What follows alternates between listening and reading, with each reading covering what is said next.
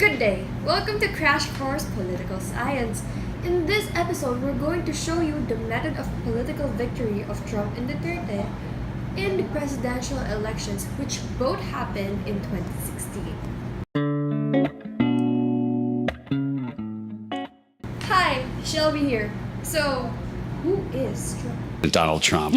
Donald Trump! Now, who is this? He is usually pertained to as the Iron Fist, characterized to have a sharp tongue, yep, like a sword, and brags to kill drug dealers and make crimes obsolete in 6 months. Tangina ko.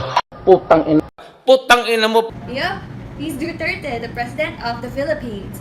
Now, between these two presidents, we can notice a few similarities, like the way they campaign their aggression towards a certain group of people, their firm beliefs that they can create change and that they are the only change agents. But with these undesirable characteristics, how come they were charismatic enough to win the presidential elections? Does it have to do anything with the state needing a firm leader? To answer that, about Trump. Hi, I'm Tiffany, and today we're going to get American. No, not American in the sense that we'll be eating burgers or celebrating the 4th of July. No, we'll be talking about America and how this orange man...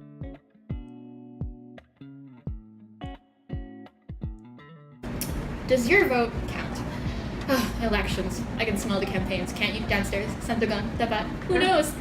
And the media, and of course, those caps that say, "Make America Great Again." Before we look into how the people of America voted in 2016, let's look at the election process. You might be familiar with it, just because it's easy for the media to cover and because it's really everywhere we look, sometimes even places that aren't America. Some say the winner-takes-all system isn't fair. It doesn't represent what the people want, especially if the president wins but doesn't actually receive the majority vote. Some say that it protects the smaller states, the ones that want their voice to be heard in a crowd full of larger states. But we also have to look at who actually voted. Who were these people? Were they me? Were they you? Were they your neighbor who sings karaoke late in the evenings and keeps you awake at night? You tell me. Americans vote for people, not policies. As you saw in that video before, sometimes the winner-takes-all system doesn't reflect the will of the people. Some states are worth more than others in terms of the electorate vote, resulting in a candidate becoming president without receiving the popular vote.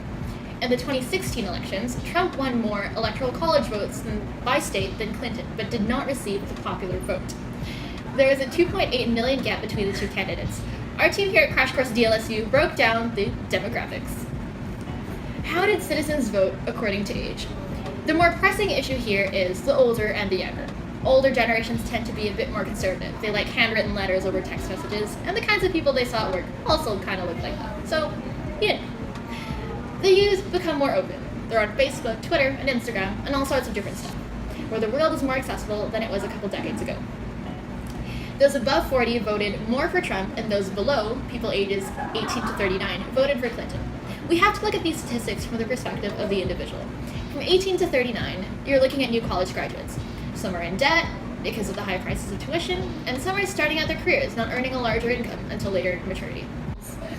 During her campaign, Clinton issued a student debt plan that would address how to refinance debt and make payment plans much easier for families to pay back. For every year you don't pay, the more interest piles on. Clinton promised a plan that would allow new college graduates to pay their debt back at their current interest rate, saving families tons of money instead of having rates rise each year. Now, Clinton says that the savings on her student debt plan would about be $1,000 per year. For older generations that may have their careers in high income already established, Trump has promised tax breaks to the rich, and if you're someone in their 40s with a stable career and earning good money, this might benefit you and your family much more. How did citizens vote according to level of education? Why do we go to school? Because our parents told us? Because we have no other choice? Because we all love school and everything that comes with it? Education plays a pretty big role in what we do with our lives politically. Being informed allows us to make better choices and learn from our previous ones. Sometimes learning math makes us think more logically, and sometimes reading a book tells us all the things in the past that shouldn't happen again. We should think of education as a wonderful thing. You may not love homework or exams, but it just means we're learning to act for ourselves and to shape our futures. Current president loves the uneducated. Does this mean that Mr. Trump loves the uneducated so much that he'll be the one to educate them and becomes Professor Trump if there's a deeper meaning? Overall, more white college graduates and whites without college degrees voted for Trump. This may suggest that white college graduates may earn more money overall, filling positions that are more lucrative compared to persons of color. But what about white Americans without college degrees? Usually these individuals are more conservative. They rely more on emotions and appeal than they do statistical facts, because those without college degrees might not be informed as to how certain policies affect different groups in society, compared to someone who might have attended that early 8 a.m. sociology lecture at their university. But don't let white Americans and their college degrees make you think that they're the only ones out there looking for themselves. Americans who enter university will also become part of a community that is diverse. Their professors and classmates will come from different parts of the world and walks of life, fostering a multicultural world perspective that may in fact lead to a more liberal political view. Which brings me to my next thing. Clinton gained the favor of college graduates and postgraduates in contrast. Clinton gained the favor of college graduates and postgraduates in contrast to Trump, who would gain the votes of citizens with high school education or less, or an associate degree. Sometimes relying on emotions without knowing the full story may be enough to make a decision that could impact the entire world forever. Hi, I'm Elizabeth Borromeo and we'll be discussing about Duterte. We'll start first with his 4 major promises and priorities. Number 1, the campaign against illegal drugs. Duterte had said publicly that people who know those who were involved in drugs have the authority to kill those people, which goes against the current legal system in the Philippines. According to Rappler, Duterte publicized the names of around 160 persons suspected of involvement in illegal drugs and the surrender of over 1.2 million supposed drug users and drug pushers. Sadly, this campaign led to the extrajudicial killings, which concerns the citizens of the Philippines. Number 2, crush terrorists. The security of the citizens is a major concern of the president. Including terrorists killed in Marawi City, government forces have neutralized at least 565 terrorists in a bid to once and for all to rid Mindanao of terrorist groups. Duterte declared martial law over the entire island on May 23, 2017. Number 3, unilateral ceasefire with Red or New People's Army or Communist Party. According to CNN News Report, NDF or National Democratic Front representatives have indicated they were open to ceasefire while holding negotiations with the Duterte government. A departure from their previous firm stand of not agreeing to the truce until a final peace deal has been signed. The ceasefire with Red is aimed to establish peace and order within the country. Number 4, improve Manila transportation. Despite the fact that traffic has been a problem in the Philippines since then, the government promised to improve transportation system, particularly in Manila. To solve the traffic crisis in Manila, for starters, a more streamlined enforcement system is being tested on EDSA. In addition, the government has divided the busy thoroughfare into 10 traffic zones. Each of these zones will also have access to tow trucks, a quick response team on motorcycles, and personnel from the Land Transportation Office. Over the next 3 years, the Department of Transportation will work to procure more coaches, build extensions for LRT1, LRT2, and LRT7, and invest heavily on infrastructure so as to serve a larger number of commuters across a wider range of areas. Since stepping up to the presidency, Philippine President Duterte's bold words and actions have gained worldwide attention.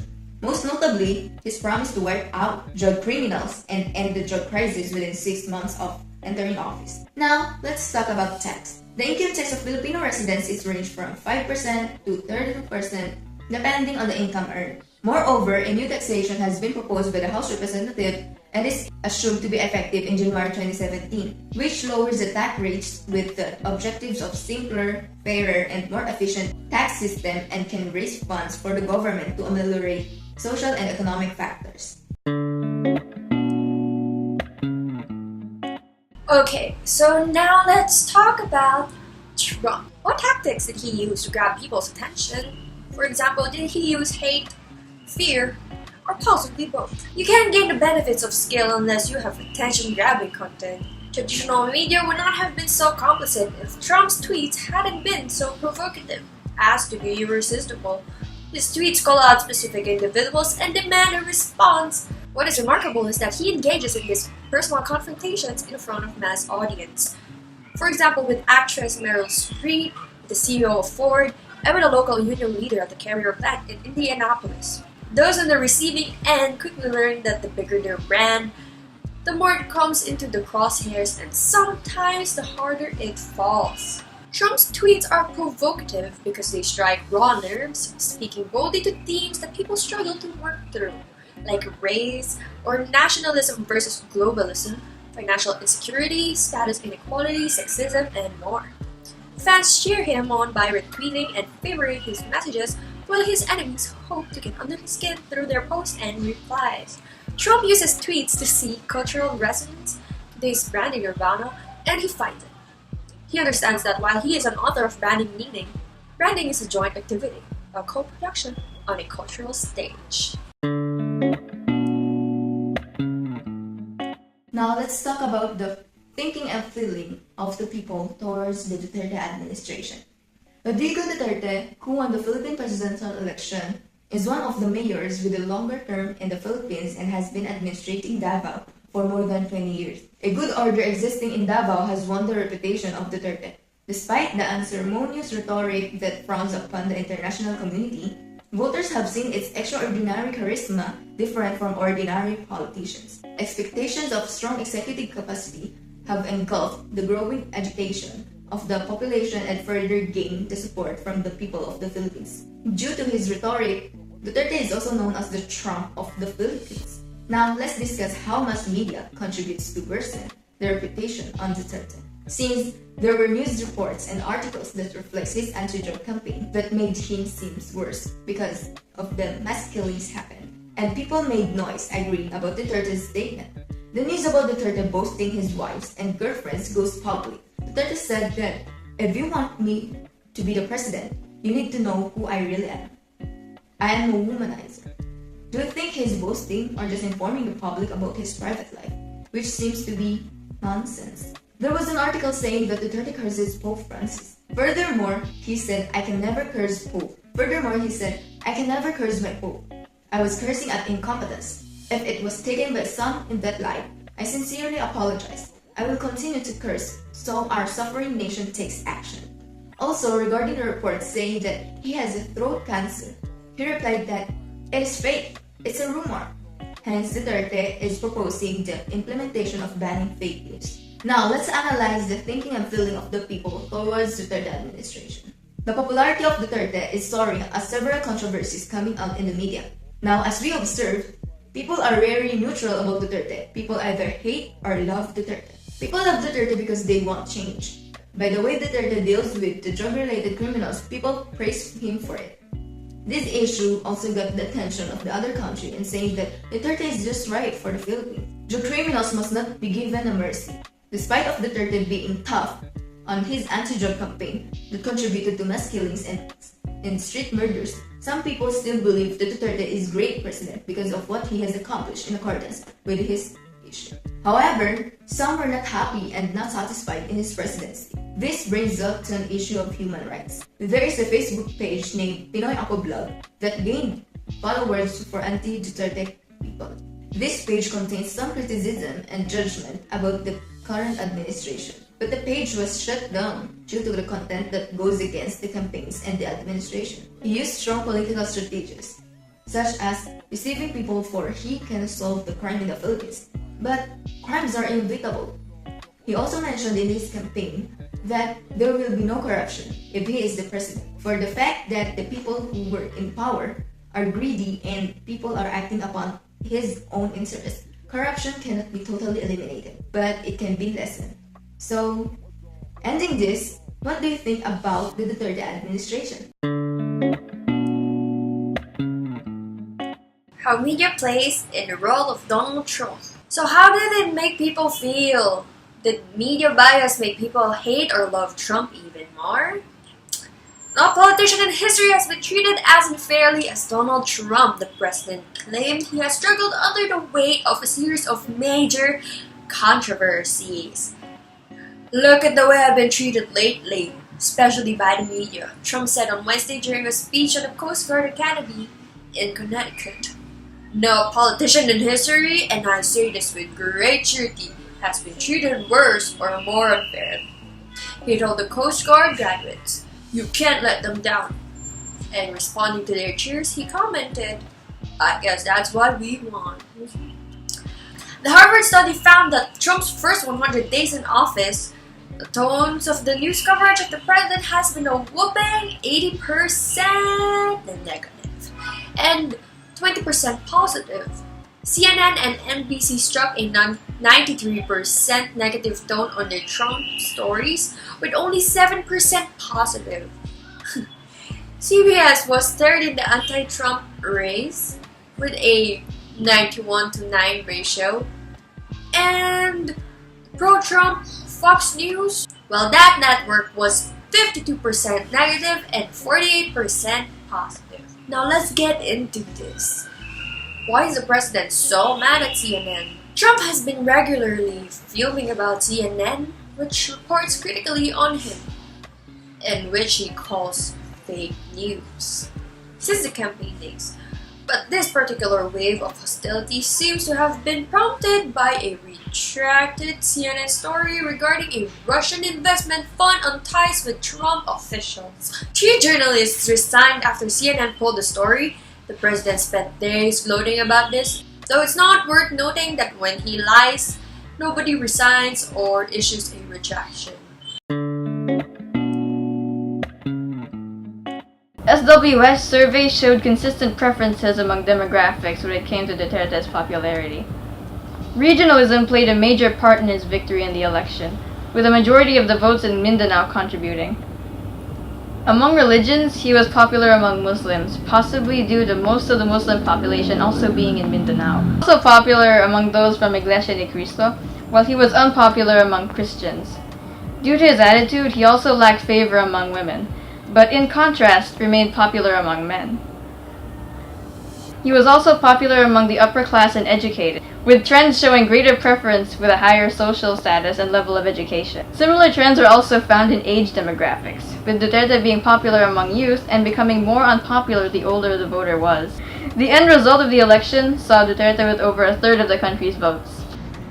Based on my notes with the report, the economy and the country state was both high in taxes. They both had poor foreign relations. They had high debts, high crime rates, and expensive health cares prior to the election of the presidential candidates, Trump and Duterte. The media both bashed, hated, and manipulated the two candidates, and they both had fake news spread around the country, but both of them voiced out about it, which probably showed how firm they were as a leader. With the elections and the campaign for Duterte, the educated voters voted for him for his war on drugs, as well as the rich. Now for Trump, the uneducated white people voted for him, and of course, the colored race did not. Now, what they both had in common were their voters were young, they were males, and they were for change.